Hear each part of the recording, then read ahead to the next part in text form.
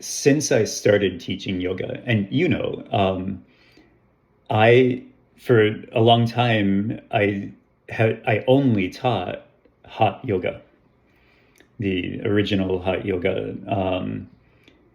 And over the years, I've taken other trainings and I have expanded my teaching. And I at this point, I teach so many different styles of yoga. But I still teach the hot yoga because for a lot of reasons, I think it's very, very powerful and it changes people's lives for the better. And I experience it a lot, even now, where people are very critical of hot yoga. And, we were just joking around about goat yoga and wine yoga and beer yoga, whatever. I think a lot of people view hot yoga very similarly, where they're like, why do you need the heat? It's just an extra, it's a gimmick. Um, and I understand that viewpoint. And I know some people take hot yoga classes and they experience discomfort. And so they're like, no, that's horrible. Nobody should ever do that. But you just brought up the term tapasya.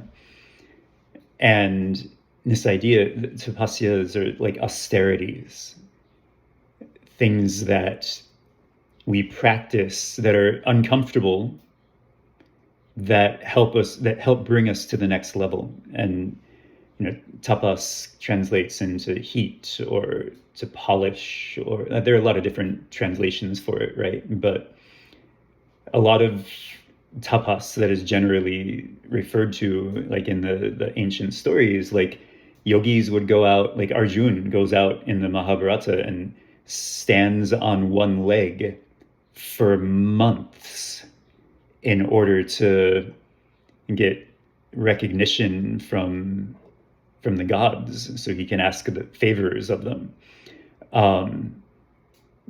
Could we imagine standing on one leg for a couple of minutes, let alone a day, let alone months on end without any food? Fasting is another form of tapasya. And I look at hot yoga just the same. Like, if you step into a room and it's hot and the lights are bright and you're looking at yourself in a mirror, all of a sudden you're in a situation that might be a little uncomfortable, especially if you're not used to it. And that can trigger a lot of different feelings, a lot of different emotions, a lot of different thoughts. And some people aren't ready for that. They have a really negative reaction. And so they're going to go out and criticize it for the rest of their lives. But just like any other tapas, if you really dig in, if you're like, okay, what just happened? That's interesting.